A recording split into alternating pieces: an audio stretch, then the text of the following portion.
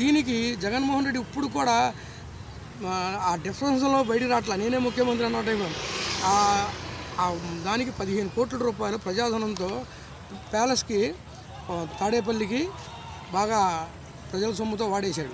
అక్కడ రుషికొండకి 500 కోట్లతో ఎవరి సొమ్ము, 500 కోట్లు ఎవరికి నువ్వు డబ్బు తీసుకెళ్ళి, కానీ పేదవాళ్ళకి సెంటు జగ స్థలం ఇచ్చావు. ఇంత మటుకు వాళ్ళకి ఇళ్ళ సరైన లేదు, సదుపాయాలు లేవు, మౌలిక సదుపాయాలు లేవు, ఇవన్నీ లేవు.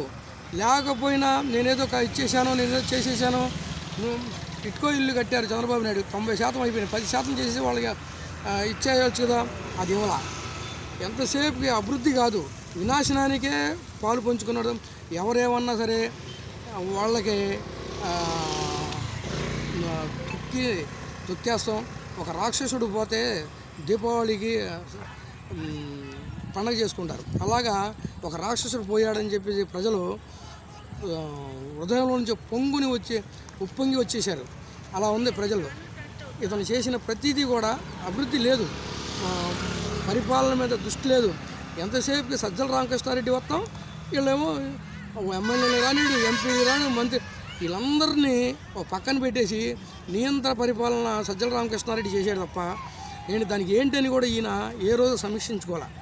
తాడేపల్లి ప్యాలెస్ సెక్రటేరియాకి వెళ్ళి పరిపాలన చేయాల్సి, ఇంట్లోనే సెక్రటేరియా, ఇంట్లోని ఇది వాళ్ళ తండ్రి హయాంలో కూడా తండ్రిని అడ్డం పెట్టుకుని లక్షల కోట్లు సంపాదించి ఈడీ కేసులు పెట్టుకుని అవన్నీ చేసుకున్నాడు. వాయిదాలకు వెళ్లకుండా 13,500 వాయిదాలకు వెళ్లకుండా అన్నిట్లో ఆగాడు.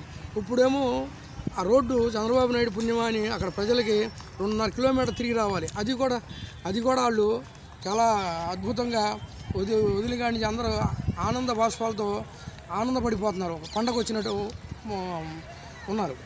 అదే కాకుండా మన జగన్మోహన్ రెడ్డి ఇప్పుడు కూడా సమీక్ష చేసుకుని అతను తప్పు అతను తెలుసుకోవట్లా.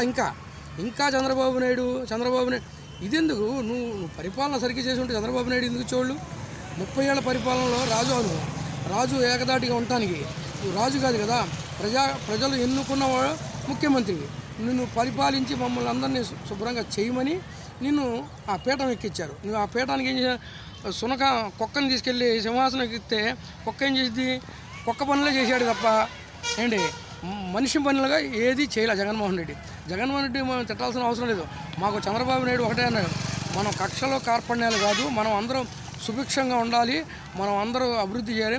ఇవాళ వాళ్ళ మీద ఇప్పుడు జోగి రమేష్, కొడాలి నాని, రోజా, అనిల్ యాదవ్, వీళ్ళందరూ మన వెల్లంపల్లి, వీళ్ళందరూ ఎలా మాట్లాడారంటే నోటికి ఎంత వస్తే అంత మాట్లాడారు.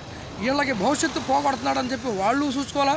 మనం తిడుతున్నాం కదా జగన్మోహన్ రెడ్డి పరిపాలన తిడితే మా పదవులు ఎత్తాడు. అది పదవులకి మీరు ఎక్కడ అలంకరణ చేశారు? ఏది చేయలేదు కదా. మీ పదవులకి మీరు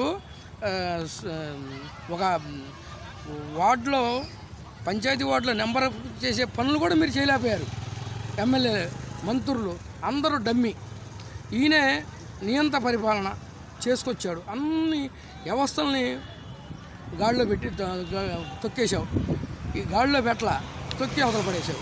ఇప్పుడు కూడా నీలో మార్పు అనేది దొరికితే నీ భవిష్యత్తు ఉంటుంది. కానీ రేపు